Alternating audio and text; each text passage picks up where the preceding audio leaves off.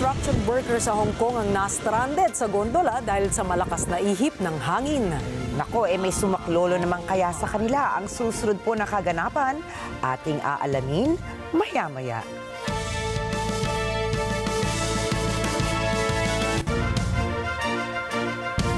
Magandang gabi. Ako po si Rikki Mathay. Ako si Rikki, Alagao, Flores. Ito ang Mata ng Agila International. Para naman sa mga headlines ngayong araw ng Miyerkules. Vice President Sara Duterte, isinasaayos na ang legal team para sa dating Pangulong Duterte sa ICC. Philippine Navy magsasagawa ng live fire drill sa balikatan exercises sa Abril. Pangulong Donald Trump at Russian President Vladimir Putin nagkasundo sa isang 30-day conditional ceasefire sa Ukraine. Mga residente sa Ecuador walang mainom dahil sa malawakang oil slick. At Crew 9 nag-splashdown na sa baybayin ng Florida.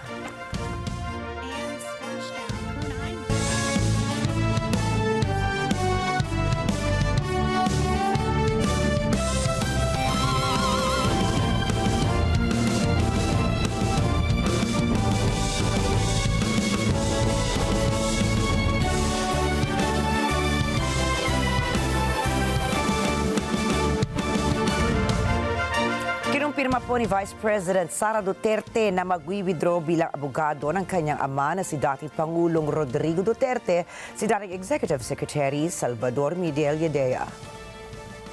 Sinabi ng bise na nais ng kanilang kampo na pawang mga dayuhan na may kasanayan sa International Criminal Court o ICC ang hahawak sa kaso ni dating Pangulong Rodrigo Duterte sa The Hague sa The Netherlands.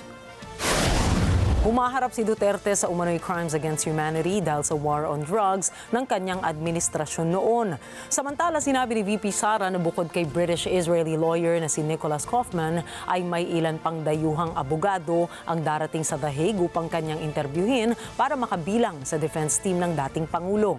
Tungkol naman sa lagay ng kalusugan ng kanyang ama, ay sinabi ni VP Sara na maayos ito sa medical facility sa loob ng ICC Detention Center. Nandoon pa rin siya sa loob ng hospital, so hindi pa siguro siya all clear base siguro sa assessments ng doctors niya. He's in very good spirits. Meron siyang, tinanong ko siya kung kamusta yung pagkain, sabi niya meron namang rice. And then tinanong ko siya kung paano yung ulam, sabi niya half-half daw, so hindi ko alam kung ano yung ibig sabihin ng half-half. Kaugnay nito, tuloy pa rin ang protesta ng mga taga-suporta ng dating Pangulo at ng mga supporters ng biktima umano ng extrajudicial killings sa labas ng piitan sa The Hague. Hiling ng mga Duterte supporters na pakawalan na ang dating Pangulo at pauwiin na ng Pilipinas, habang katarungan naman ang isinisigaw ng mga supporters ng EJK victims. At kung dati po ay payag si Senador Ronald Bato de la Rosa na makasama sa kulungan ng International Criminal Court or ICC si dating Pangulong Rodrigo Duterte, ngayon ay pinag-iisipan niyang magtago at huwag nang sumuko. Yan po ay kung sakali mag-issue na ang mga otoridad ng warrant of arrest laban sa kanya. Para sa senador, bakit siya susuko kung wala namang anyang hustisya sa Pilipinas? Ipinunto rin ni De La Rosa na hirap makalapit si Vice President Sara Duterte sa ama nitong nakadetene sa Scheveningen prison ng ICC. Kaya paano raw niya makakasama ang dating Pangulo kung pareho naman sila nakakulong? Kung wala tayong makita na hustisya dito sa ating bansa, bakit ka susuko? Di ba? Titingnan natin. Kung mayroong makita natin may glimmer of hope na yung Supreme Court ay talagang panindigan niya yung kanyang pagiging independent. Mayroon din papakitang magtatayo na yung Senado kung anong dapat din na I will evaluate. As I've said, I will cross the bridge when I get there. Mahirap man daw doon, mahirap man doon. Ultimo yung anak nga, hindi makalapit, hindi maka bisita ng basta-basta yung anak na si Vice President Sara. How much more kung ako na pareho lang kaming detainee, paano ako makapag-demand ng time na para makasama doon o makiusap na pareho naman kaming detainee. Isa rin sa kinukonsidera ng senador ay ang manatili sa loob ng Senado habang siya ay naghahanap ng legal remedies. Naniniwalaan niya siya na hindi siya palalayasin ni Senate President Francis Escudero. Ako sa loob, wala naman siya magawa. Talagang sabihin, palayasin niya ako. Kung nandiyan ako sa loob. Okay. So palayasin niya ako. Pag palayasin niya ako, then depende lang. Titignan ko sitwasyon kung lalayas ba ako o hindi. Magandang kuha niya sa akin option. Dahil nga, hindi ka na pwedeng huliin na baka diyan ka sa loob. At dapat respetuhin nila yung stinita sa institusyon. So, maganda yun para sa akin. Naghahanap ngayon ang International Criminal Court o ICC ng mga freelance transcribers na marunong sa wikang Filipino at Cebuano.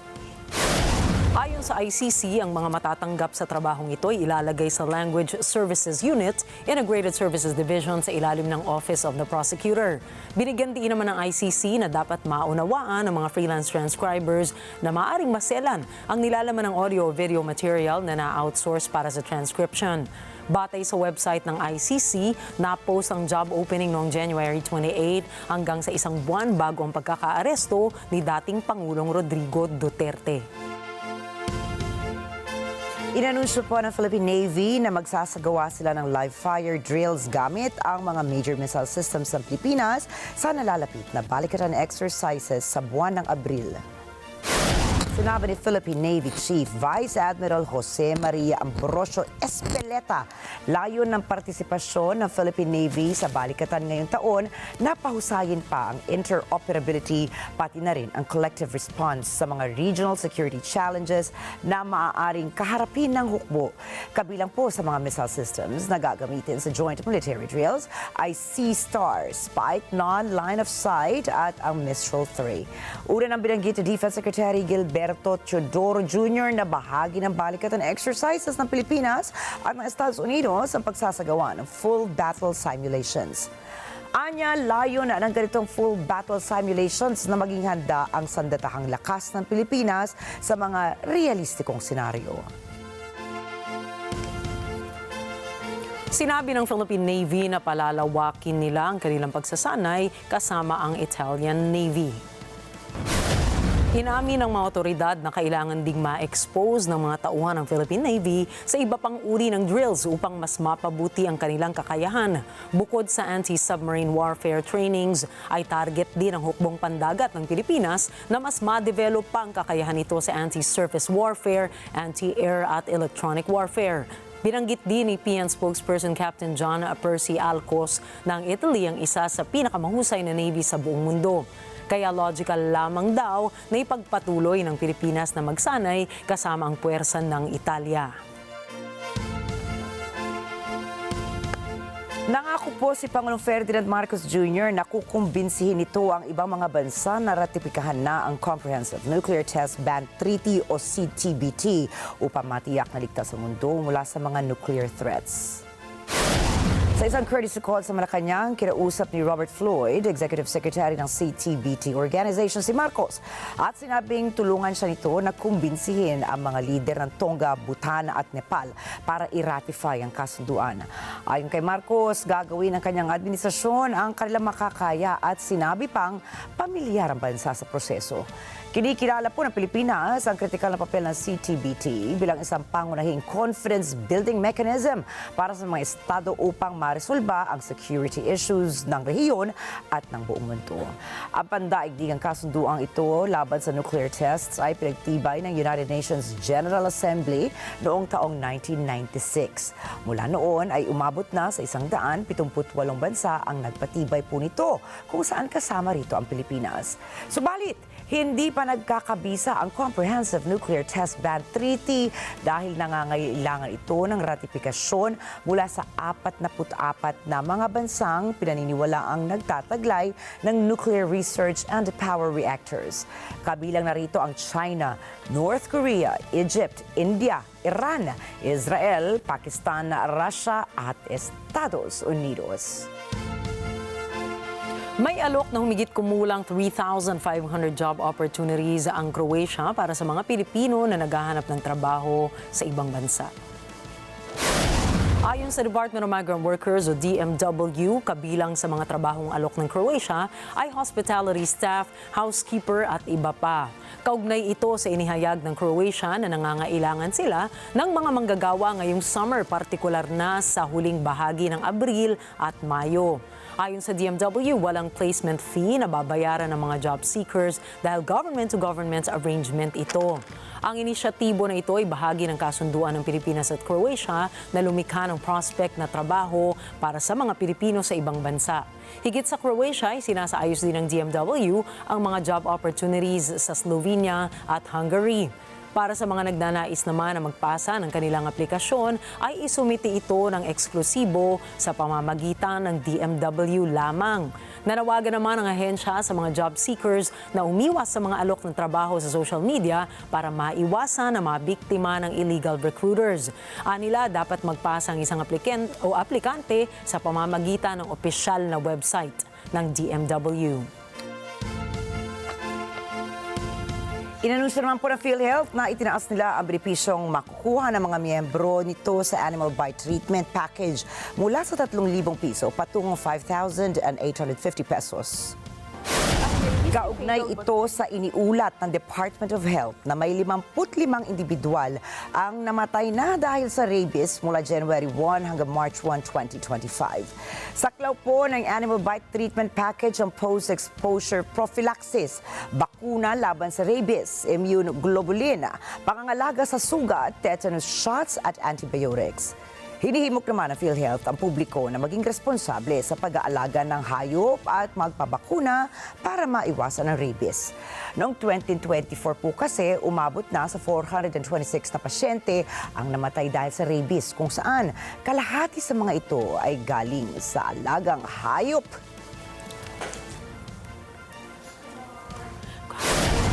Susunod, Donald Trump at Vladimir Putin nagkasundo sa isang 30-day conditional ceasefire. Israeli Prime Minister Benjamin Netanyahu tinapos na ang Israel-Hamas truce. At UN hindi titigil hanggang sa makamitang respeto para sa Gaza ceasefire. Mga detalye ng mga balitang yan at iba pang mga balita sa pagbabalik ng Mata ng Agila International.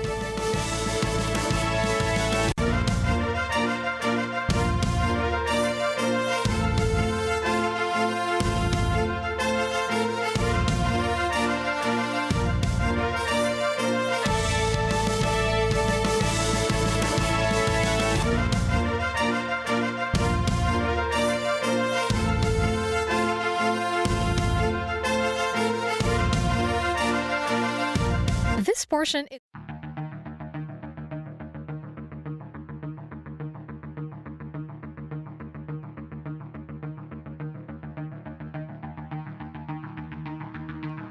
Alam namin ang iyong pagsisikap. Dama namin ang iyong mga sakripisyo. Kita namin ang pagharap mo sa bawat pagsubok. Kaya sa kabila ng mga hamon ng buhay, nandito kami para umalalay. Kasi katulad mo, gusto rin namin ang magandang bukas para sa kanya. Hatid namin ang dekalidad na edukasyon at makabagong pasilidad sa abot kayang halaga. Kaya huwag ka nang mangamba. Sasamahan ka namin tuparin ang mga pangarap niya.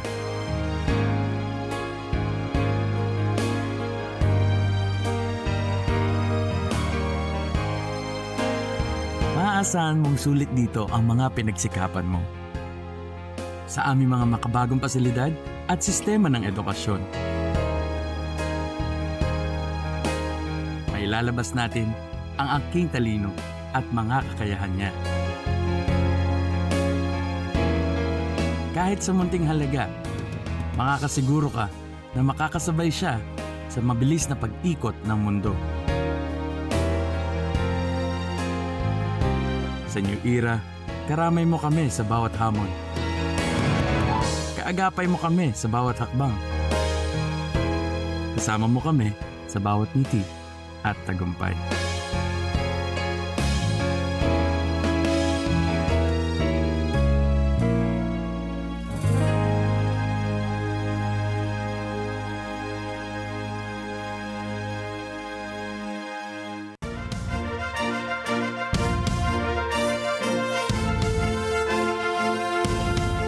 Iniulat ng Taiwanese Defense Ministry na nasa 59 Chinese aircraft ang malapit sa Taiwan sa mga nakaraang linggo. Sa isang statement, iniulat ng Taiwan Defense Ministry na maliban sa mga Chinese aircraft, naispatan din ang 9 na barkong pandigma, pati na rin ang mga nagpapatrolya malapit sa kanilang teritoryo. Dagdag pa nito na nasa 43 sa naturang aircraft ang tumawid sa median line ng dalawang bansa. Ito na ang pinakamataas na bilang ng mga air at sea assets ng China na na-detect ng Taiwan ngayong taon. 美国它的所需要面对的军事安全的层面来看，我不认为美国可以，就说 can afford 去失去印太这个区域。那所以我们就因此应该有共同的目标。 Sa ngayon ay nagsagawa na ng mobility drills ang Taiwanese Defense Ministry sa harap ng banta ng China. Layunin nito na ihanda ang bansa sa kahit anong atake o gray zone harassment na ginagawa ng China. Iginiit ng Taiwanese security officials na sinasanay umano ng Beijing ang Taiwan sa regular na Joint Combat Readiness Patrols upang mapagod ang Taiwan na magpadala ng puwersa sa naturang katubigan. Patuloy naman ay pinoprotesta ng Taiwan ang agresyon ng China sa naturang lugar. Sa ilang okasyon na rin ay pinahayag ng Taipei ang kanilang kagustuhang palawakin pa ang kanilang military arsenal. 相关的武器装备的采购都是基于防卫作战实际需要来进行采购的。我们在台美在进行这些相关的这些所需要筹购的武器方面，我从来没有感觉到说美方是故意要塞一些我们跟防卫作战实际不需要的武器哦，大家都是共同讨论。 Hindi pa po inaanunsyo ng South Korea ang petsa ng impeachment ruling laban kay suspended President Yoon Suk-yeol. Ayon sa isang opisyal ng Constitutional Court ng Korea, patuloy pa rin ang diskusyon ng 8 justice na naka-assign sa impeachment ruling ng dating presidente, subalit nakatakdang ibahagi ang official announcement ukol sa ruling date sa lahat ng sangkot na partido sa mga susunod na araw. Natapos na po ang impeachment proceedings ukol sa kaso ni Yoon noong February 25 at wala pang karagdagang inilabas ang korte ukol sa resulta nito. Mahigit 1 buwang nakulong si Yoon matapos siyang arestuhin at ma-indict kaugnay sa kanyang nabigo at panandaliang deklarasyon ng martial law. Nakalaya rin ito matapos maabsuelto si Yoon mula sa kanyang insurrection charges. Nagbabala ang North Korea sa administrasyon ni Donald Trump na pupulbusin nito ang war reinforcements ng Estados Unidos. Ito'y matapos muling magpadala ang Estados Unidos ng karagdagang stealth fighter jet sa Northeast Asia.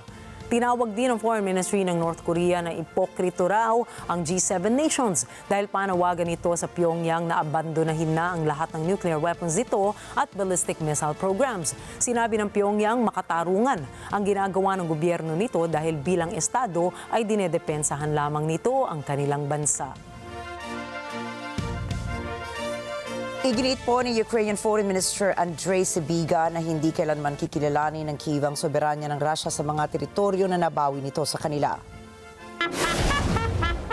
Hanggang ngayon ay inaangkin ng Ukraine ang Crimea, Donetsk, Lugansk People's Republics, Kherson at Zaporizhzhia. Subalit sa mga referendums noong 2014 at 2022 ay naging opisyal na teritoryo ng Russia ang mga nasabing rehiyon at sinabi na ng Moscow noon pa na hindi magiging bahagi ng anumang kasunduan na bitawan nila ang mga naturang teritoryo. Nangangamba tuloy ang ilang political experts na mahihirapan si US President Donald Trump na maayos ang gusot sa pagitan ng Russia at ng Ukraine dahil pareho nitong iginigiit na may karapatan sila sa mga nasabing lugar. Pumayag na si Russian President Vladimir Putin sa 30-day conditional ceasefire sa Ukraine. Ito ang naging kinahinatnan ng ginawang pag-uusap sa telepono ni Putin at US President Donald Trump. Ayon sa White House, hindi muna atakihin ang Russia sa mga energy infrastructure ng Ukraine sa loob ng 30 araw. Tinanggap naman ito ni Ukrainian President Volodymyr Zelensky, ngunit sinabi nito na sa kabila ng kanilang pagtanggap ng naturang kasunduan ay hindi lamang dito aasa sa galaw ng Estados Unidos at Russia. Inaanyayahan din ni Zelensky si Trump na konsultahin siya upang mapag-usapan ang mga hakbang patungo sa pagbabalik ng kapayapaan sa kanilang rehiyon. Тобто ми ж підтримуємо всі кроки щодо закінчення війни. Ми і будемо підтримувати, але для того, щоб щось підтримувати, треба розуміти, що конкретно. Ну, буде час у президента Трампа, він зайнята людина, буде час, він набере будь-який час, у нього є там телефон, немає питання, ми готові, проговоримо з ним наступні кроки з задоволенням. Ми відносимось зі скепсисом з точки зору довіри к русським. Довіри до Путіна немає. Тому я й кажу, треба зрозуміти, як технічно це буде відбуватися, щоб це не залежало тільки від їх бажання. Ось і все. Sa darating na Marso 20, magkakaroon ng palitan ng nasa 175 prisoners of war kung saan 23 rito ay nasa malubhang kalagayan. Hiniling rin ni Putin na dapat ay walang paggalaw sa mga sundalo ng Ukraine sa loob ng 30 araw ng ceasefire. Ilan sa mga natalakay ay marapat na magkaroon ng matatag na samahan ang dalawang bansa. Dahil na rin anya sa ceasefire ay magkakaroon rin ng pagtigil ng pag-atake sa mga barko na dumaraan sa Black Sea. Magugunitang noong nakaraang linggo ay nagkaroon ng pag-uusap ang kinatawan ng Estados Unidos at si Ukrainian President Volodymyr Zelensky na ito ay ginanap sa Saudi Arabia. Sa isang joint press briefing ay sinabi ni German Chancellor Olaf Scholz at French President Emmanuel Macron na isang magandang pangitain ang pagiging bukas ng Russia sa isang ceasefire dahil nagbibigay daw ito ng senyales ng nalalapit na katapusan ng digmaan sa pagitan ng Ukraine at Russia. Die nun angekündigte Waffenrufe für Angriffe auf die Energieinfrastruktur kann ein erster wichtiger Schritt auf dem Weg sein. Das Gleiche gilt für die Aufnahme technischer Verhandlungen für eine Waffenruhe auf See. Der nächste Schritt muss ein vollständiger Waffenstillstand für die Ukraine sein und das möglichst schnell. Natürlich ist klar, und auch darüber sind wir uns beide einig, es darf keine Entscheidung ohne die Ukraine und über die Köpfe der Ukraine hinweg geben. Les dernières discussions vont dans le bon sens et nous voulons en effet un règlement solide et durable pour l'Ukraine et pour la sécurité en Europe. Et à ce titre, grâce au travail avec le Royaume-Uni, l'Allemagne, nous avons, je crois, œuvré utilement pour convaincre le président Zelensky. Il a fait, je crois, un très bon choix d'avoir le courage de prendre une initiative de paix avec le président Trump en acceptant un cessez-le-feu pour 30 jours. Monsieur le chancelier a rendu compte des échanges que nous avions eus avant cette conférence. Les premières étapes se mettent en place, mais l'objectif doit rester le même. Avoir un cessez-le-feu mesurable et vérifiable, pleinement respecté. Lancer des discussions de paix détaillées et complètes qui permettront d'avoir une paix solide et durable et les garanties qui vont avec. Cela reste notre objectif et évidemment cela n'est pas concevable sans que les Ukrainiens ne soient autour de la table. C'est là aussi avec constance que nous avons défendu. Tatanggapin po ng Kyiv ang isang US proposal upang itigil na ng Ukraine at Russia ang pag-atake sa energy infrastructures ng isa't isa. Ito ayon mismo kay Ukrainian President Volodymyr Zelensky. Alamin po natin ang mga detalye ng balita mula kay Myla Simbulan. Noong Martes, sinabi ni Pangulong Volodymyr Zelensky na susuportahan ng Ukraine ang mungkahi ng Estados Unidos sa tigilan ng Kyiv at Moscow ang airstrike sa energy infrastructures ng isa't isa. Anya, umaasa itong makausap si Pangulong Donald Trump tungkol sa tawag telepono kay Russian President Vladimir Putin. Якщо президент Трамп може дотиснути щодо деталей і не бити по енергетиці і по морю, якщо такий перший крок, а поки що інших кроків немає, то нехай розкаже тоді деталі, як ми будемо це робити. І я впевнений, що всі наші сторони, принаймні американська і українська сторона, буде підтримувати будь-які кроки, які ведуть до зменшення ударів і по військовій, і по цивільній інфраструктурі. Путін хоче зробити кілька наступальних дій. Як ми сказали, на Запорізькому, на Сході продовжити, на Запорізькому, на Харківському, на Сумському напрямку. Він буде спробувати це зробити. Для чого? Для того, щоб максимально тиснути на Україну. Коли це буде відбуватися? Повірте мені, він буде все це спробувати робити найближчі місяці. Kinumpirma ng White House na nagkasundo si Putin at Trump ukol sa 30 araw na tigil putukan sa energy infrastructure target sa Ukraine. Gayon din ang pagpapatuloy agad ng pag-uusap ukol sa mas malawak na peace plan. Sinabi ni Zelensky na pagkatapos ng pag-uusap ni Putin at Trump, nakausap naman nito si French President Emmanuel Macron at German Chancellor Olaf Scholz, kapwa European allies ng Ukraine. Dagdag ni Zelensky, umaasa itong hindi puputulin ng mga kaalyado ng Kyiv ang tulong militar para sa Ukraine. May nasimulan para sa mata ng Agila International, trusted, connected, on point. Mariing kinondena ng mga Arab nations ang pinakabagong airstrikes ng Israel sa Gaza na ikinamatay ng mahigit 400 katao. Karamihan ay mga kababaihan at mga bata, ayon sa mga opisyal ng kalusugan ng Palestine. Ang mga pag-ataking ito na naganap matapos mabigo ang usapang ceasefire ay nagdulot ng matinding reaksyon mula sa mga lider ng rehiyon na nananawagan ng agarang pagtatapos ng karahasan at muling pagbuhay ng diplomatic efforts. Tinawag ng Prime Minister ng Qatar na si Sheikh Mohammed bin Abdulrahman Al Thani ang pag-atake bilang isang karumal-dumal na krimen na lalo pang nagpapahirap sa mga Palestino.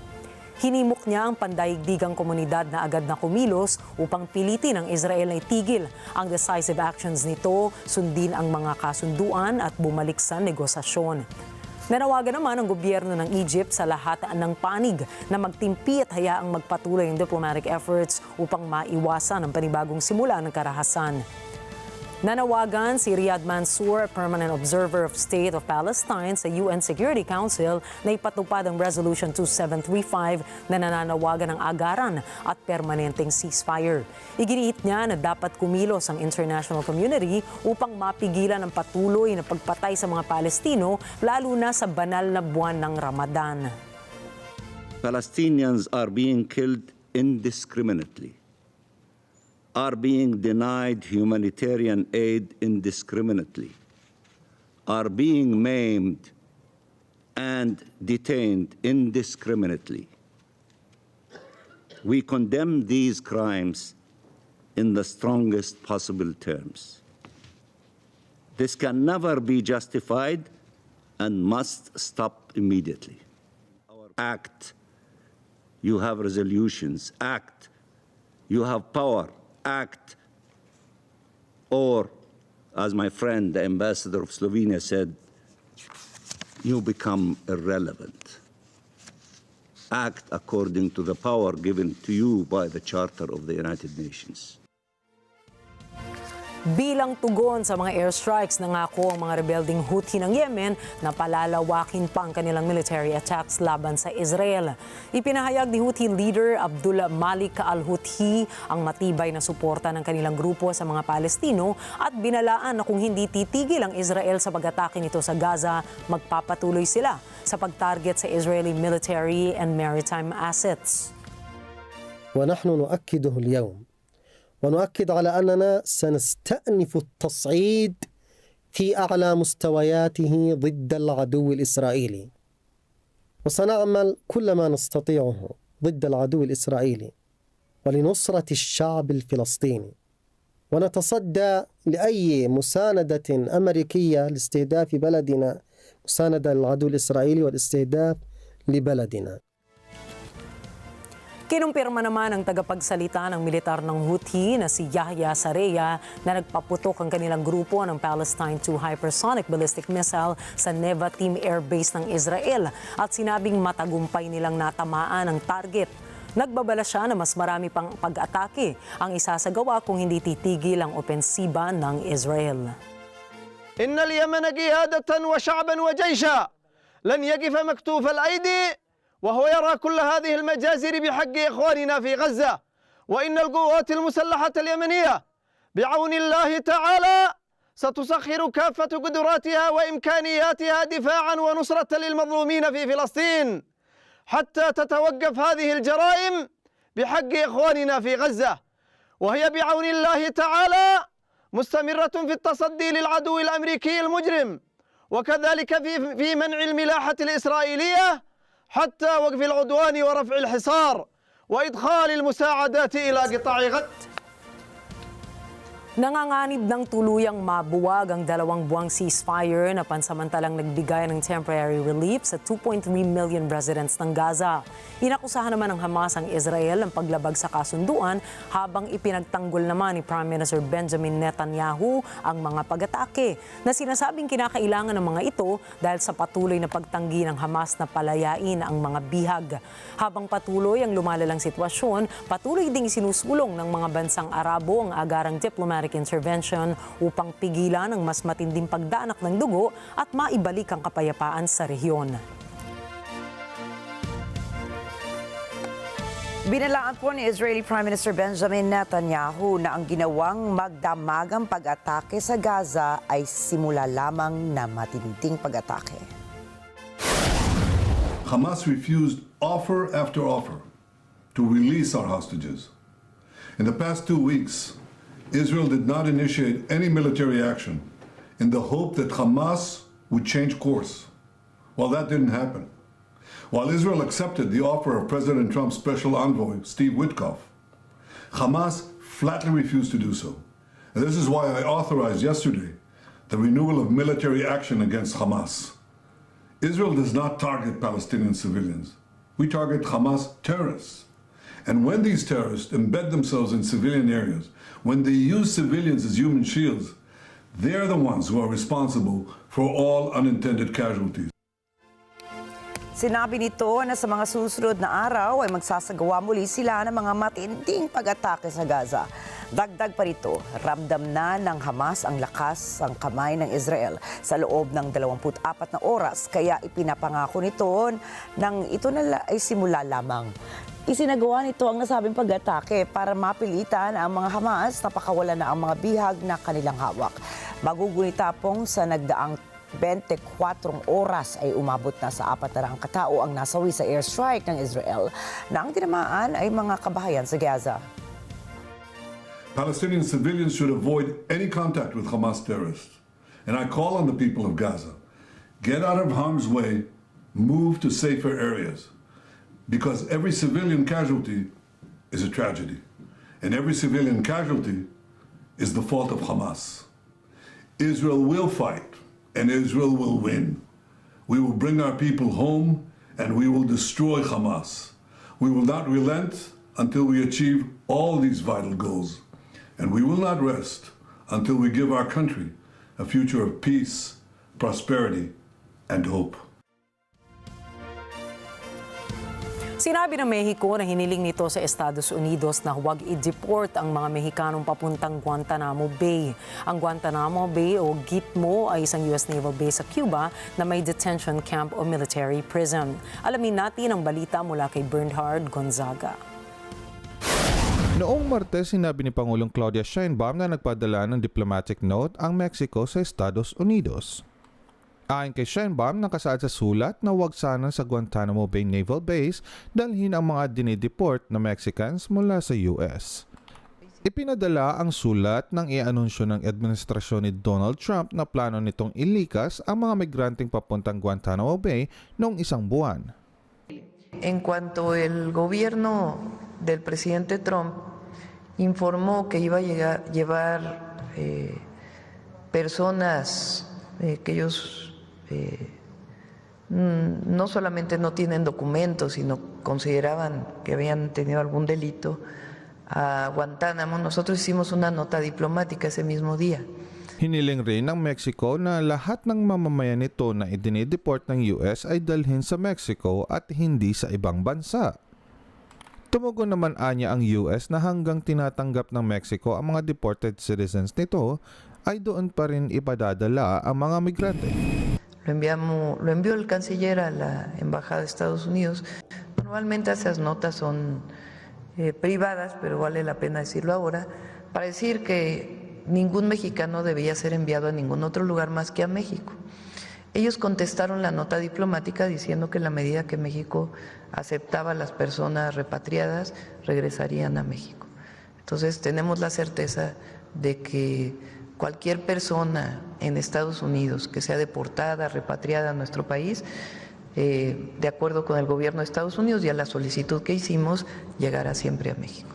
Kamakailan ay nag-deport ang US ng may 200 sinasabing miyembro ng Venezuelan Tren de Aragua Gang sa kabila ng pag-uutos ng isang korte na huwag ituloy ito. Ipinaglalaban naman ng American Civil Liberties Union na huwag dalhin sa Guantanamo Bay ang mga deportees dahil sa hindi magandang kondisyon doon at sa bilang ng migrante na nagtatangkang magpakamatay sa lugar. Bernhard Gonzaga para sa Mata ng Agila International. Trusted, connected, on point. Pinangangambahan naman ng mga mamamahayag na maaaring disaster ang kalabasan ng tigil pondo ng Administrasyong Trump sa Radio Free Europe. Narito po ang report ni Yolanda Espiras. Ayon sa Director General ng Reporters Without Borders na si Thibaut Brutin, maaaring disaster sa kalayaan sa pamamahayag o press freedom ang desisyon ni US President Donald Trump na putulin ang pondo para sa Radio Free Europe. So we think it could be a disaster for press freedom, and we are very worried of the consequences, obviously for the newsrooms, but also for the audience. And frankly, you'll never hear of the audiences of Voice of America or Radio Free Europe because these people can't speak out. They live in repressive regimes and they don't have access to reliable information. So it's a pity that there is this threat of stopping all the broadcasting. And we think it's something that's a kind of negation of the history of U.S. involvement in order to support a free press. Dagdag ni Brutin, puputulin ng US ang pinakamalakas na sandata nito upang kontrahin ang naratibo ng Russia at China. Anya, papasukin ng propaganda outlets ang iiwang espasyo ng US. And obviously, if the answer is yes, a free press is part of it. Second, I think it's also very important to say that this is something that doesn't make any sense geopolitically to stop this broadcasting and news production. Because if the US, as Trump pretends, is trying to show its might, show its influence, it is cutting one of its most influential tools in order to fight back the narrative of the Federation of Russia, the People's Republic of China. And nature doesn't like the void. It's sure that propaganda outlets will step in. Ibinidang aksyon ng Administrasyon Trump laban sa federal bureaucracy, pinutol ng US Agency for Global Media ang grants para sa Radio for Europe, Radio Liberty o RFE-RL. Namamahayag ito sa mga bansa sa Eastern Europe at iba pang mga lugar kabilang ang Russia, Belarus, Ukraine at Iran. Matapos ang 75 taon ng operasyon sa makasaysayang panahon na nagmarka sa pagtatapos ng komunismo at pagbabalik ng demokrasya sa Eastern Europe, sinasabing nasa peligro ngayon ang kinabukasan ng RFE-RL. Ayon kay Brutin, nakatuon ang Administrasyong Trump sa pakikipaglaban sa pamamahayag. It's about ideology, and the Trump administration, with the support of Musk and Twitter, are engaged in a crusade against journalism, and they're doing everything they can to make sure that they control the information space, that journalism is undermined, that the trust is eroded, and they're banning AP from entering the White House. They are threatening to engage in lawsuits against newsrooms, and now they're also stopping the broadcasting of the BOA and RFE operations. So it's really horrible to see how much they're championing a free speech, but they're forgetting about a free press. Yolanda Espiras para sa Mata ng Agila International. Trusted, connected, on point. Sinasabing nag-meet siya ng krisis sa United States higher education ng administrasyon ni Donald Trump. Ito ay dahil sa tigil pondo ng gobyerno sa federal research funding. Si Ana Cui para sa mga detalye. Dahil sa tigil pondo sa federal research funding ng bansa, inihinto ng mga universidad ang mga programang pangangalakal nito. Isinara ang mga laboratorio at nag-layoff ng staff upang makaagapay sa kakulangan ng budget. Simula nang maupong muli si Pangulong Donald Trump, bilyon-bilyong dolyar na federal grants at loans para sa state, local at tribal governments para sa disaster relief, education, transportation at iba pang essential programs ang pinatigil nito. Noong nakaraang buwan, inanunsyo ng National Institutes of Health na bahagi ng US Department of Health and Human Services ang panibagong tungtunin ukol sa pagputol ng research funding na magsasalba ng 4 na bilyong US dollars para sa federal government. Noong Webes, inanunsyo naman ng Johns Hopkins University na magkakaltas ito ng 2,000 trabaho domestically at internationally dahil na rin sa federal funding cuts. Ayon sa universidad, maaapektuhan ang mga programang kritikal tulad ng pagpigil ng pagkalat ng sakit. Tinanggalan na ng $800 million na pondo ng Trump administration ang institusyon. Kinansela rin nito ang $400 million na pondo para sa Columbia University dahil anya sa mishandling ng paaralan sa pro-Palestinian demonstrations. Bilang tugon, sinabi ng Columbia University na makikipagtulungan ito sa gobyerno upang maibalik ang pondo. Samantala, nagbawas naman ng graduate student admissions ng 35% ang University of Pennsylvania. Sinuspende naman ng University of Southern California ang enrollment ng ilang doctoral programs. Inihinto naman ng Stanford University ang hiring ng bagong staff. Ilang research institutions naman ang nagbawas ng pagre-recruit sa postdoctoral researchers at research assistants ng mga ito. Dahil sa funding cuts na ito, umalma ang academic community sa bansa. Kaugnay nito, nagbabala ang Association of American Universities at ang American Council on Education na ang tuntuning tigil pondo ay makakaapekto ng malaki sa critical na biomedical at health research sa buong bansa. Anakwi para sa mata ng Agila International, trusted, connected, on point. Susunod, residente sa Ecuador walang mainom dahil sa oil slick. SpaceX Crew 9 nakabalik na sa Earth matapos ang halos 9 na buwan. At chess grandmaster Magnus Carlsen hindi sasali sa World Championship. Mga balitang yan sa pagbabalik ng Mata ng Agila International.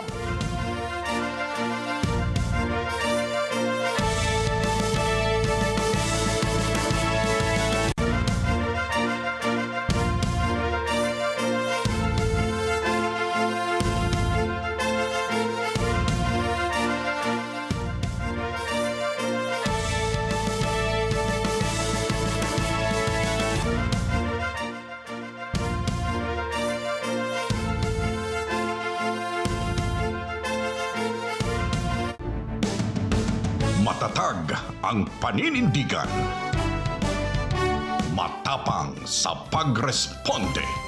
Matapat sa paglilingkod. Patikang tagapagbalita. Mata natin sa balitaan.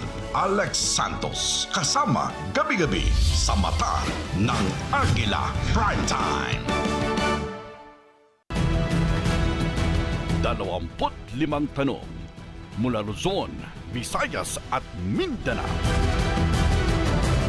Tanong ng ordinaryong Pilipino, hindi ng mga eksperto. Isa-isang sasagutin ng mga tatakbo sa Senado, punto por punto. Isang kandidato, 25 tanong ng bayan. A senatorial point of view. Dito sa Net 25.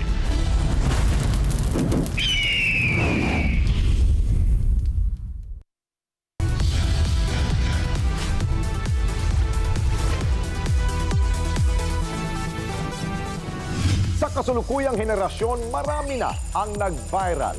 Dahil po yan sa kanilang ginagawang pagtulong sa kapwa. Pero mas marami ang tumutulong kahit walang nakakakita. Kaya naman kung ikaw ay may kilala na grupo o individual na may natatanging pagresponde sa lipunan at maging sa kalikasan, mag-text lamang sa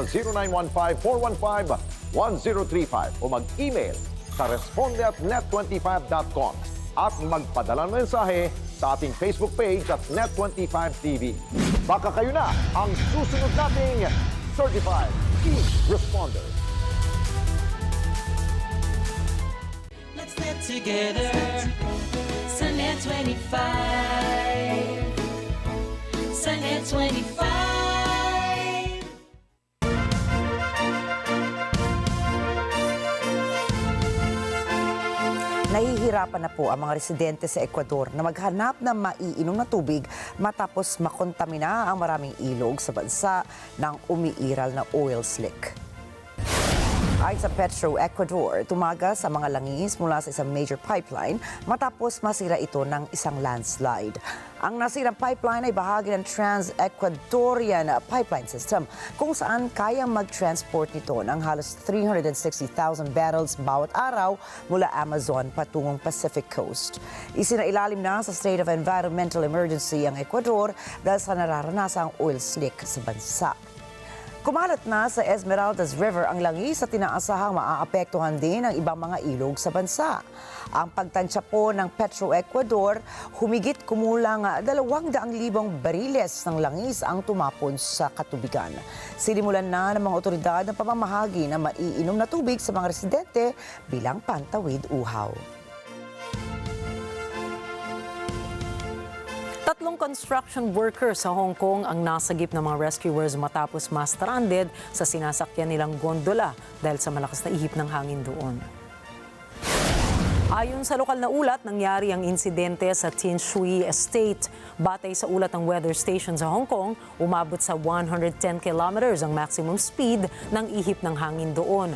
Dahil sa lakas ng hangin, ay nag-issue ng amber rainstorm warning ang weather station ng bansa, pero makalipas ng lampas sa 1 oras ay inalis din nila ito. Ang rainstorm warning sa Hong Kong ay binubuo ng 3 levels. Ang amber bilang lowest na sinundan naman ng red at panghuli ang black bilang highest.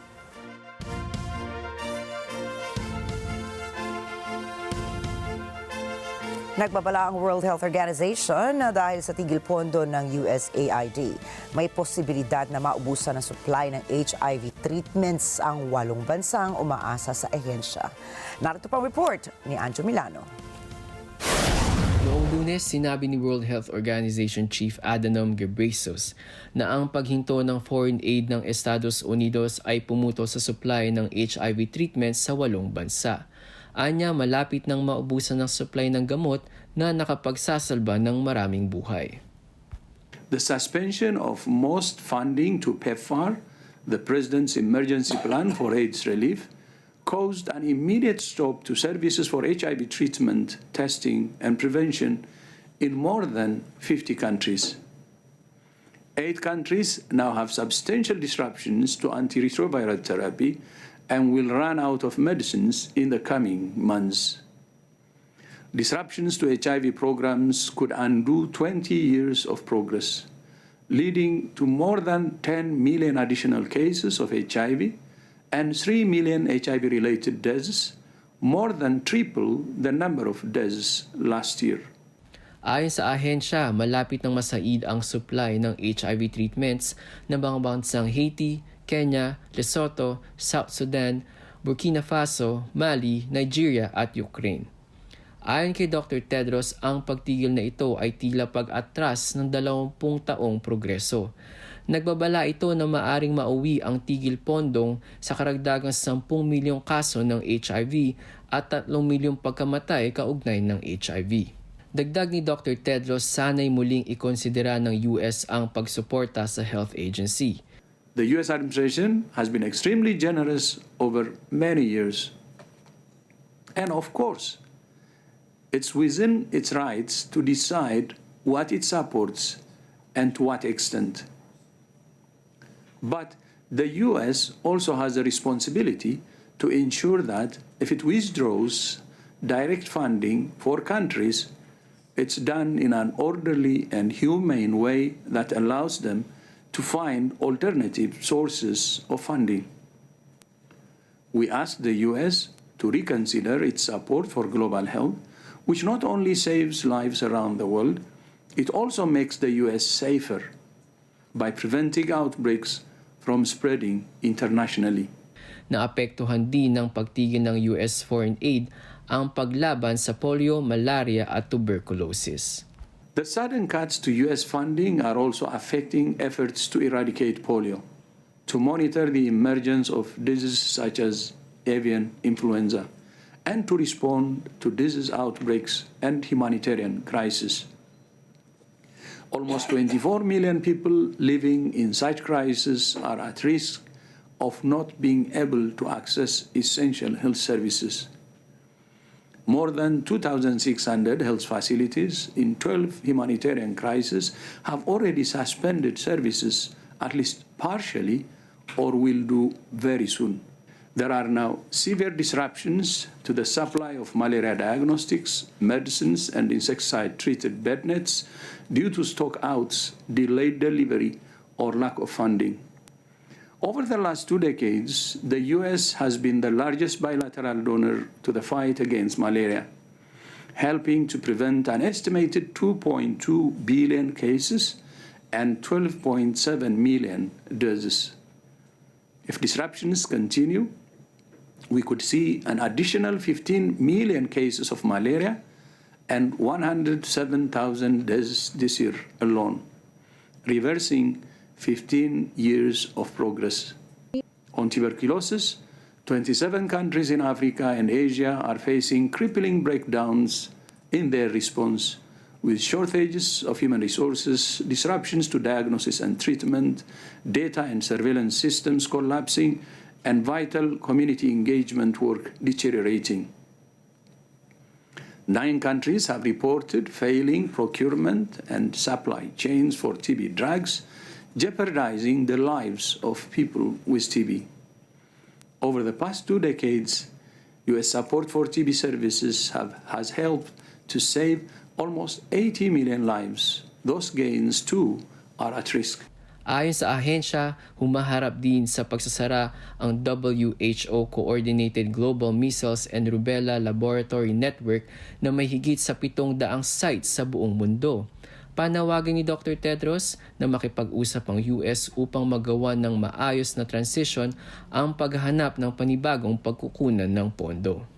If the US decides not to restore direct funding to countries, we ask it to engage in dialogue with affected countries so plans can be made to transition from reliance on US funding to more sustainable solutions without disruptions that cost lives. Samantala, humaharap rin sa pagsasara ang may 167 health facilities dahil sa kakulangan ng pondo. Kung hindi ito mapipigilan, higit sa 220 pang pasilidad ang magsasara pagdating ng Hunyo. Dahil sa plano ng US na kumala sa ahensya, huminto rin ito ng hiring at nagsagawa ng budget cuts. Sa 5 ng taunang pondo ng WHO ay galing sa Estados Unidos. Anjo Milano para sa mata ng Agila International, trusted, connected, on point. 554 na mga Indonesians ang ligtas na dumating sa kanilang bansa matapos silang masagip sa mga online scam compound sa Myanmar. Sa inisyal na ulat ay lumabas na ang ilan sa mga umuwing Indonesians ay nakaranas ng pang-aabuso sa scam hubs. Ang ilan sa kanila ay binugbog at kinuryente bago na iligtas. Habang ang iba naman ay pinagbantaan din na puputulin ang ilang bahagi ng kanilang katawan kung hindi nila makuha ang quota. Ayon sa isang individual, pinangakuan sila ng trabaho sa Myanmar, ngunit pagdating nila roon ay ginawa silang mga online scammers. Magsasagawa ng investigasyon ng pulisya para alamin kung ang nasabing grupo ba ay puro mga biktima o may mga suspect din sa kanila.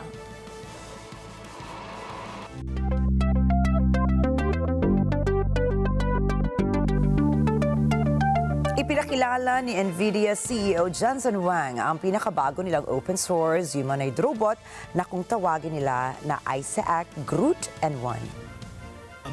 Ayon sa NVIDIA, ang Neutron prototype na ito ay binuo ng kumpanya kasama ang Google DeepMind at Disney Research.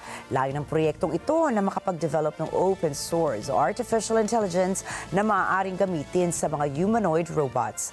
Una nang inanunsyo ng NVIDIA ang kanilang GPU chip na kung tawagin po ay Blackwell Ultra na kaya namang sumabay sa AI race.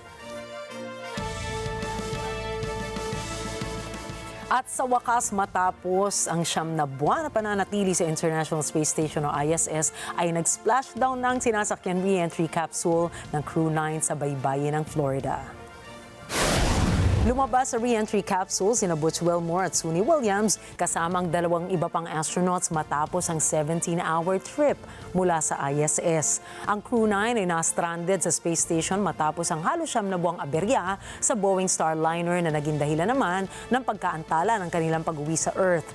Sa kabila ng mahabang pananatili sa ISS, pinuri ni Commercial Crew Program Manager Steve Stitch ang katatagan ng dalawang astronauts.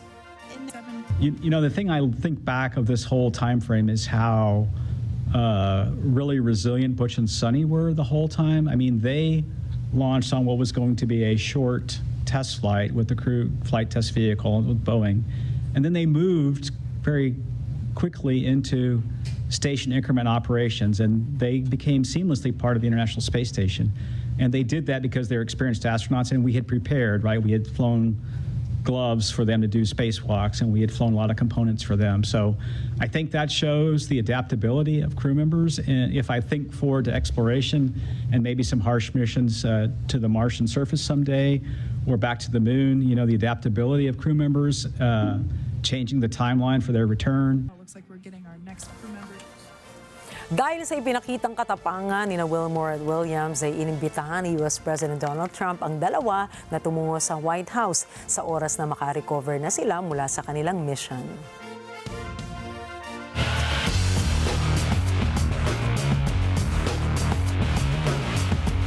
Nagpasya naman si 5-time chess world champion Magnus Carlsen na hindi na lumahok sa Classical World Chess Championship.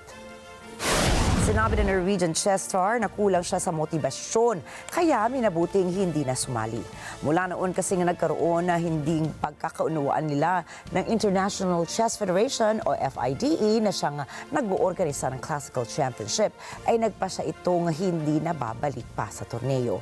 Si Carlsen po ay nagkampiyon sa nasabing torneo noong taong 2021. Noong nakaraang taon kasi sa World Rapid Chess Championship ay pinarusahan siya ng FIDE dahil sa paglabag sa dress code matapos na magsuot lamang ito ng maong na pantalon. Sa taon ding yun ay nagwagi siya sa Chess.com Speed Chess Championship at kasama rin niyang nagkampiyon sa World Blitz Championship si Ian Nepomuceno. At narito po kami para maghatid ng balita saan mang dako ng mundo. Magandang gabi po. Ako po muli si Rikki Mathay. Ako si Rikki Alagao Flores. Ito po ang Mata ng Agila International. Para naman sa iba pang mga balitang nangyari rin sa iba't ibang panig ng mundo, punta tayo kay Alma Angeles para sa Mata ng Agila World News. Take it away, Alma.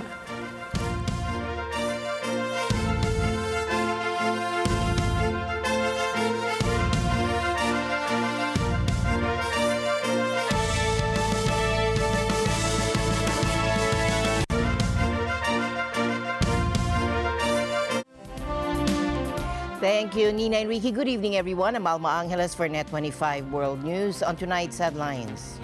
In a significant development, Russian President Vladimir Putin has agreed to a temporary halt in attacks on Ukrainian energy facilities. But he stopped short of endorsing a full ceasefire. And this comes after a call with U.S. President Trump, who hopes for a path to lasting peace. Malacanang has placed blame on former President Rodrigo Duterte for his administration's handling of alleged crimes against humanity during the war on drugs, leading to his arrest and transfer to the ICC. Kung meron po sigurong dapat sisihin kung bakit nagpatuloy ang ICC, yun na rin po ay ang dating administrasyon dahil hindi sila agad kumilos patungkol dito sa mga kasong ito. NASA astronauts Butch Wilmore and Suni Williams have safely returned to Earth in a SpaceX capsule after a 9-month mission following a previous setback with the Boeing Starliner. And the UN reports that record greenhouse gas levels have driven global temperatures to an all-time high in 2024, accelerating glacier and sea ice loss and pushing the world closer to a critical warming threshold. And the news starts now.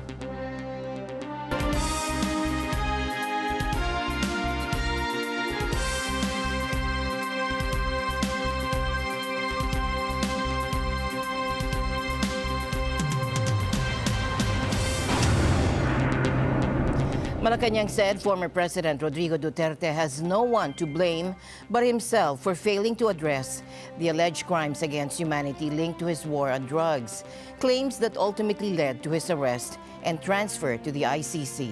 Take a look. Palace press officer Claire Castro made a statement after Duterte's camp questioned why he couldn't be tried in Philippine courts instead of being handed over to The Hague. Siguro po, kung meron mang issue patungkol sa hindi pagsampa ng kaso dito sa bansa, patungkol sa crimes against humanity, mas magandang tanungin natin yung nakaraang administrasyon. Dahil November 2021, humiling ang gobyerno, ang administrasyon mismo ni dating Pangulong Duterte. At ito naman yung nakarecord na ipahinto muna ang pag-iimbestiga ng prosecutor, ng ICC prosecutor. At dahil magsasagawa sila ng pag-iimbestiga, magsasampa ng kaso na dapat isampa. That's November 2021. Lumipas ang panahon, June 2022, hindi pa po nanunumpa si Pangulong Marcos. Sinabi po ng ICC prosecutor na hindi nagampanan ng administrasyon ni dating Pangulong Duterte yung pangako, yung undertaking na sila magsasagawa ng pag-iimbestiga at magsasampa ng karampatang kaso. Kaya po ipinagpatuloy muli ang pag-iimbestiga ng ICC prosecutor. Kung meron po sigurong dapat sisihin kung bakit nagpatuloy ang ICC, yun na rin po ay ang dating administrasyon dahil hindi sila agad kumilos patungkol dito sa mga kasong ito na nirereklamo patungkol sa madugong war on drugs. Muli, ibabalik po natin, hindi po ba dapat sila nga muna ang nagsimula? Para kung meron pong dapat na ipagpatuloy ang Administrasyong Marcos patungkol sa pag-iimbestigang yan, ay dapat na simulan na po. So, wag natin ipahid ang kasalanang ito sa administrasyon ni Pangulong Marcos. Last na lang po. So, wala pong kapangyarihan ng administrasyong ito para mag-utos din po, mag-utos ng pag-iimbestiga ulit doon sa mga kaso ng EJK at doon sa mga biktima ng war on drugs. Kaya po nasimulan ang paghihiring sa Quadcom. At doon natin nalaman at doon na ibulaslas kung ano ba ang nangyari sa panahon ni dating Pangulong Duterte. Meanwhile, former presidential spokesman Harry Roque calls Duterte's arrest and swift transfer to the ICC kidnapping and a blatant violation of international legal standards and due process. Roque, who's currently in The Hague assisting Duterte's defense, warns that this could be a government-orchestrated abduction. Ay kinakailangan legal ang pamamaraan ng pag-aaresto. Yan ang dahilan kung bakit yung mga bansa na sumapi sa International Criminal Court ay nagsabi na kinakailangan bago ipadala sa ICC, ihirap muna sa lokal na tribunal ang pagkatao ng akusado nang masigurado na yung mga illegal na pamamaraan para magkaroon ng jurisdiksyon ng hukuman ay hindi nagamit para sa paghuli ng akusado. Pero sa aking paningin, yung paraan na ginawa nila para mahuli si dating Presidente Duterte ay nagresulta sa napakatinding paglabag sa kanyang karapatan. Unang-una, nakita nyo naman, sabi nila doon sa kanilang sinumite na sa habeas corpus na sinampa namin para kay Congressman Pulong na binasahan daw siya nung warrant of arrest. Hindi po totoo yan. Kasi wala pong pinakitang warrant of arrest. In fact, nagkaroon lang siya ng access sa warrant of arrest ngayong araw na ito. Kasi kagabi, bago pumasok sa detention facility si Attorney Kaufman, nagpa-print sa akin ng isang kopya ng warrant of arrest. At ngayon pa lang nabasa ni Presidente yung warrant of arrest laban sa kanya. Ilang araw na nakalipas matapos na siya ay naaresto at napadala rito sa The Hague. So nakikita nyo na yung mga tao ng administrasyon hindi alam ang sinasabi nila. Yung sabi ng spokesperson ng DOJ na sila ang competent judicial organ, ehekutibo po sila, hindi sila hukuman. At saka yung sinasabi ni Castro na lokal na Dutch court daw, hindi po Pilipinong hukuman iyon. At dahil hindi nga sumunod sa provision ng Article 59, naging kidnapping. Saan ka naman nakakita? Inaresto. Hindi binigyan ng copy ng warrant of arrest, hindi isinabi ang kanyang karapatan sa ilalim ng Rome Statute of the ICC na naging legal na basihan. British-Israeli lawyer Nicholas Kaufman is confident that former President Rodrigo Duterte will be acquitted of crimes against humanity, charges before the International Criminal Court. Former president is in very good spirits, looking forward to conducting his defense. A strong defense.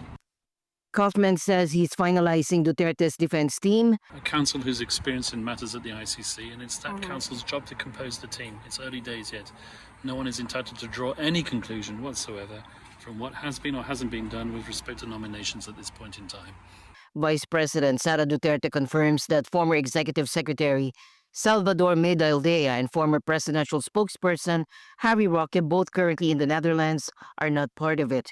Medaldea, who represented Duterte during his ICC pretrial chamber appearance on March 14, reportedly fell ill before he could visit him in detention. As for Roque, Vice President Duterte says he's prioritizing his asylum application in the Netherlands. Meanwhile, President Trump and President Vladimir Putin recently had a phone call that lasted over 90 minutes, and they discussed the ongoing war in Ukraine. More from Thomas I. Likeness. The deal comes after Trump and Putin held what the White House describes as a lengthy phone call on Tuesday. Washington frames the partial ceasefire as a first step toward a peace deal. Although Ukrainian President Volodymyr Zelensky says he supports the deal, he wants to see what's in the fine print. If President Trump can put more pressure on Russian President Vladimir Putin in terms of details and force him to stop striking the infrastructure and the sea, if this is the first step and there are no other steps, then he should share the details on how we are going to do it. I am sure that Ukrainian and American sides will support any step that will lead to decreasing the number of strikes on both military and civilian infrastructure. Zelensky reiterates that he does not trust Putin. The White House says talks aimed at a broader peace plan will begin immediately. But it's not clear whether Ukraine will be involved in the discussions, which will take place in the Middle East. As far as American military help for Ukraine, Trump told Fox News the issue didn't come up in his call with Putin. We didn't talk about aid, actually. We didn't talk about aid at all. We talked about a lot of things, but aid was never discussed. And while many hail this limited ceasefire as a first step toward ending the war, it seems more like a baby step. Mark Kansian of the Center for Strategic and International Studies says it's disappointing there's no 30-day ceasefire. Kansian says Moscow wants a deal that puts Kyiv at a disadvantage. Well, Russia is trying to get a ceasefire where no additional military aid arrives in Ukraine. And that would be devastating for Ukraine because Russia will continue to receive its military supplies, both from its domestic sources and likely from the Iranians and the North Koreans. So it would greatly handicap Ukraine. And of course, the longer it went on, the more handicapped Ukraine would become. It's a condition that the Ukrainians really can't tolerate very long. Kansian adds the shooting on the front lines will still continue. Liana Fix of the Council on Foreign Relations says reaching a final agreement is going to take a long time, and she says what came out of the call between Trump and Putin is pretty thin. There doesn't seem to be enough preparation on just the logistical and technical level to agree on anything. And there is, as always, a big concern that Donald Trump is open to narratives coming from the Russian side without having any access to the ground truth in Ukraine. On the streets of Ukrainian cities, the limited ceasefire is being met with skepticism. There's a distrust of Russia. Ukrainians say Putin cannot be trusted. Others say now is not the time to relax, fearing Russia is just buying time to rearm. That's the same message coming from European Commission President Ursula von der Leyen. She says the world order has changed and Europe must rearm itself by 2030. The era of the peace dividend is long gone. The security architecture that we relied on can no longer be taken for granted. The age of spheres of influence and power competition is well and truly back. Just take Russia. We already know its determination to deny other countries their right to choose their own path. Von der Leyen says Russia's on an irreversible path to creating a pure war economy. And what's concerning, she says, is that 40% of the Russian budget is spent on defense. And this investment fuels its war of aggression in Ukraine while preparing it for future confrontation with European democracies. And just as these threats increase, we see our oldest partner, the United States, move their focus to the Indo-Pacific. It seems to be becoming more apparent that Ukraine might be the canary in the coal mine for Europe. An early warning of danger.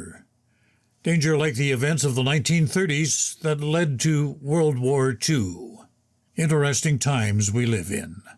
Thomas I. Likeness, Net 25 World News. Just hours after Russian President Vladimir Putin agreed to pause attacks on Ukraine's energy infrastructure in a call with U.S. President Donald Trump, both countries accused each other of launching airstrikes targeting civilian infrastructure. In Ukraine, Russian drone strikes damaged 2 hospitals in the Sumy region, forcing evacuations, and injured a 60-year-old man in the Kiev region. Homes and businesses were also hit in the Bucha district. Additionally, strikes left parts of Sloviansk without power.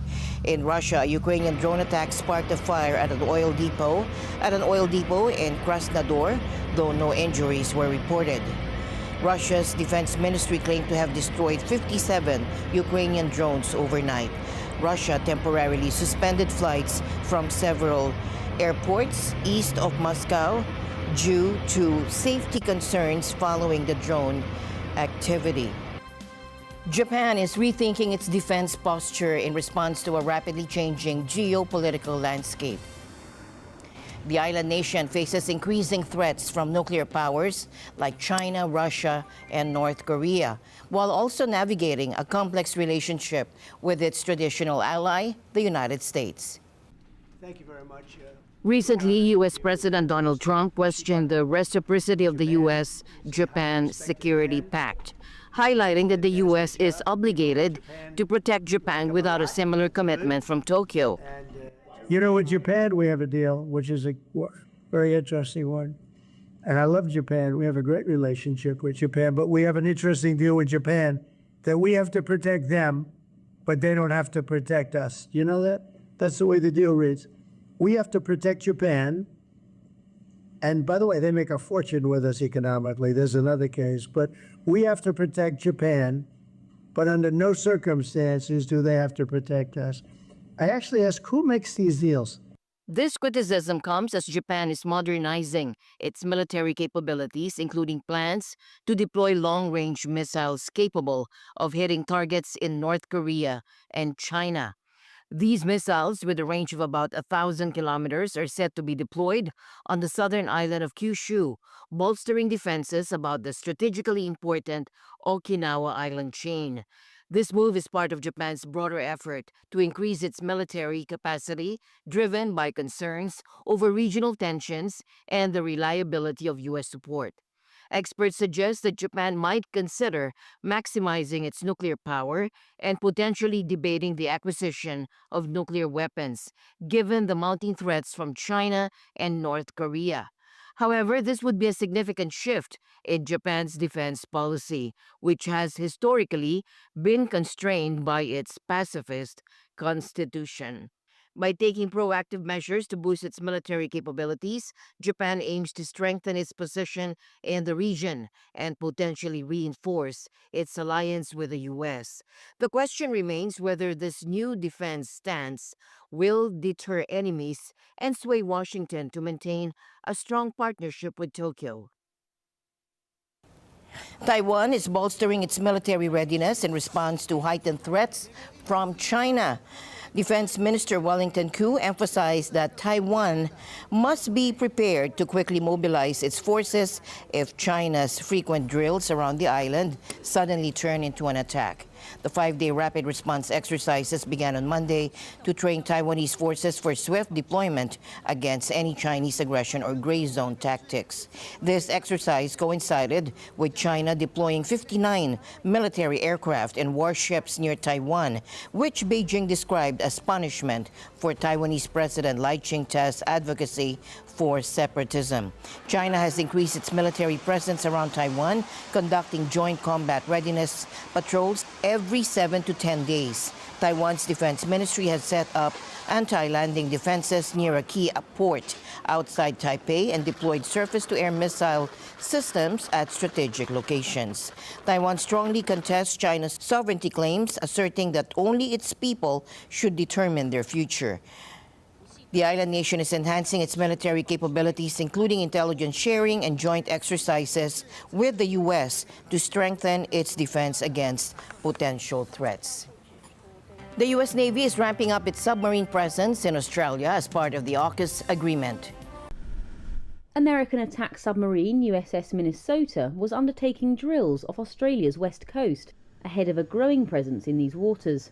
That's under the AUKUS agreement to transfer nuclear submarine capability to Australia. Opening tube 2, stay clear. Australian officials said that by the middle of the year, up to 80 US Navy personnel will arrive at the country's HMAS Sterling base.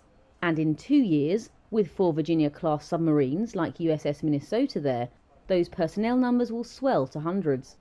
The submarine's commanding officer, Jeffrey Cornell. This is the most advanced warship in the world. What they gain is the capability to operate a nuclear-powered, conventionally armed warship. The things that this brings to our Navy and to every Navy, that has nuclear-powered warships is significant and allows us to operate with essentially unlimited endurance, just limited by food, and be able to do all the things that our country asks us to do at any moment. The Virginia submarine program has been exempted from US President Trump's Pentagon budget cuts. A top administration official said the attack submarines are, quote, absolutely essential, both to make defending Taiwan viable and to fulfill its obligations to Australia. Under AUKUS, Australia's most expensive defence project, Australia will buy 2 used Virginia-class submarines next decade and build a new class of nuclear-powered submarines with Britain to replace its ageing diesel-powered fleet. US Navy officials said in preparation there are 115 Australians in the US nuclear Navy training pipeline or on Virginia submarines, plus 130 training for nuclear submarine maintenance at Pearl Harbor in Hawaii, US. And the news continues here on Net 25. We'll be right back.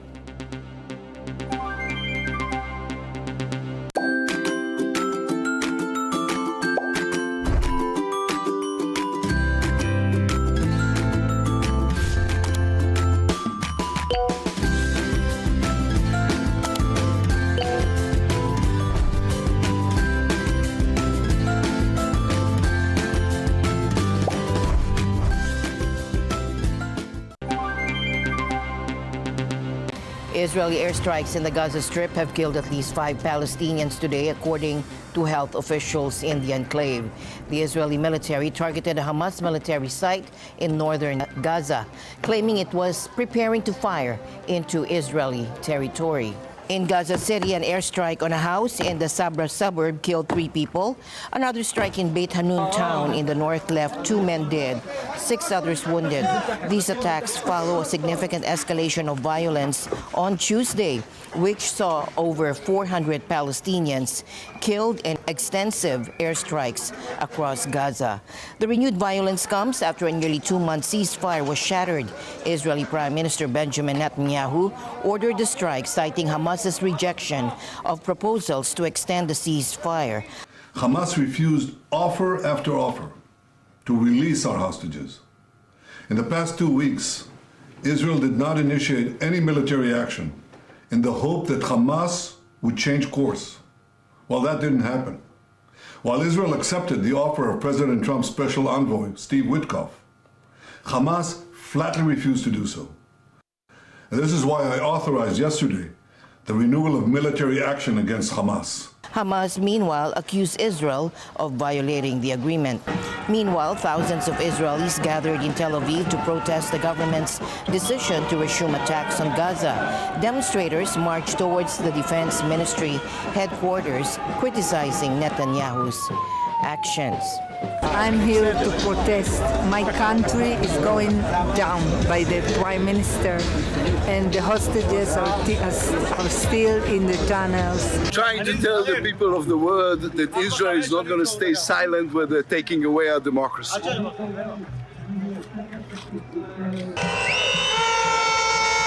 NASA astronauts Butch Wilmore and Suni Williams have finally returned to Earth after a remarkable 9-month journey in space. NASA astronauts Butch Wilmore and Suni Williams finally returned to Earth in a SpaceX capsule on Tuesday. The crew enjoyed a soft splashdown off Florida's coast and were welcomed back by a pod of curious dolphins. Their return caps a protracted space mission that was fraught with uncertainty, technical problems, and political spectacle. They were stuck in space for 9 months after their faulty Boeing Starliner craft upended what was meant to be a week-long stay on the International Space Station. Issues with the Starliner's propulsion system led to cascading delays to their return home. Then the mission got caught up in politics after it captured the attention of US President Donald Trump. He called for a quicker return of Wilmore and Williams when he took office.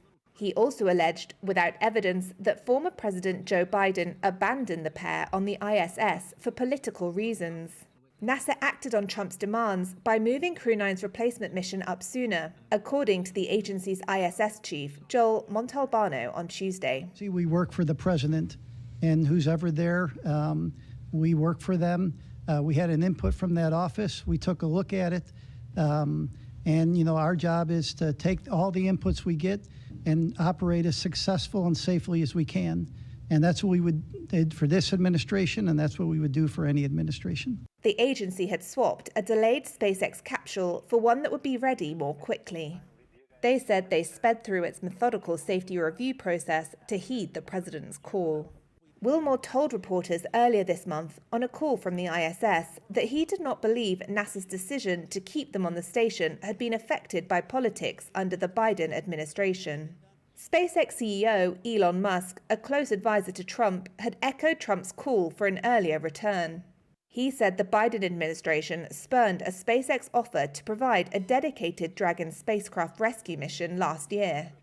NASA officials said the 2 astronauts had to remain on the ISS to maintain adequate staffing levels. They said they did not have the budget or the operational need to send a dedicated rescue spacecraft. Crew Dragon flights cost between $100 million to $150 million. Boeing had hoped Starliner would compete with the SpaceX capsule, but this mission has thrown its development future into uncertainty. NASA's Commercial Crew Program Chief, Steve Stick, said on Tuesday that Starliner needs more tests before it routinely carries U.S. astronauts. You know, we're certainly looking at Starliner very carefully. We're in the process of looking at that vehicle, looking at the helium system. We've got some candidate seals that we're going to replace. We'll get into some testing here over the summer timeframe with what we call an integrated doghouse at White Sands. So we're looking at that. Boeing, which congratulated the astronauts' return on X, did not immediately respond to a request for comment. The World Meteorological Organization has confirmed that 2024 was the hottest year on record. 2024 was the warmest year on record at 1.55 plus or minus 0.13 degrees above the 1850 to 1900 average. And whilst the mean of those 6 data sets is 1.55, being above 1.5 degrees, at the lower end of that uncertainty range, of course, it would be below 1.5. So we can't say for certain that 2024 was more than 1.5 degrees above the 1850 to 1900 average, but it is likely. With global temperatures reaching an unprecedented 1.55 degrees Celsius above pre-industrial levels, and this surpasses the previous record set in 2023 by 0.1 degrees Celsius. The alarming rise is largely driven by record-high greenhouse gas levels, which are accelerating glacier and sea ice loss. This shows glacier cumulative mass balance from 1950 to 2024, and this is the change since 1970, so that's where the zero is. And you can see that over time, the reference glaciers used in this calculation have lost over 25 meters water equivalents of ice. And indeed, in 2021 to 2024, the glacier mass loss over that 3-year period was the most negative 3-year glacier mass balance on record. Tired of missed deliveries? A new robot named Milo aims to solve that problem. Created by a robotics company in Switzerland, Milo uses artificial intelligence to carry packages directly from delivery trucks to your doorstep. Take a look. If you like to shop online, you might very well meet Milo on your doorstep in the near future. The 4-legged robot was designed by a Swiss robotics company to carry your packages from the delivery truck to your door, easing the burden on delivery drivers. It's a very exhausting job, so what we are building is like an augmenting that workflow by having a robot that covers some of these miles so the driver can focus on other things. That final stretch from delivery truck to a customer's door is often one of the most time and labor-intensive parts of the job. Marko Biyernes is the CEO and co-founder of River Robotics. They designed Milo to tackle that final stretch, known in the logistics industry as the last mile. In the meantime, the driver can either sort packages in the back, they can do parallel deliveries because a lot of these stops you have to go to multiple locations at once, or the driver can take a rest or chit-chat with the neighbors. Yeah. The robot uses AI technology to navigate obstacles in its path, and River recently showcased Milo at NVIDIA's annual software developer conference in California. So we are building this with NVIDIA tools that we use. So we're collaborating already for many years, since 2018, with NVIDIA, building on top of simulation environments where we train through reinforcement learning how this robot reasons when it goes around the world. Milo is equipped with 4 legs that allow it to hop down from a truck to the ground, wheels that let it whiz down the sidewalk, and a crane-like arm on top that can hand parcels to customers. River robots are already making real-world deliveries in Switzerland, and Biyernes says the company is eyeing expansion in the U.S. to cities including San Francisco and Boston. And with that, we end tonight's broadcast. For everyone here on Net 25, I'm Alma Angeles. Thank you all for joining us. Good night.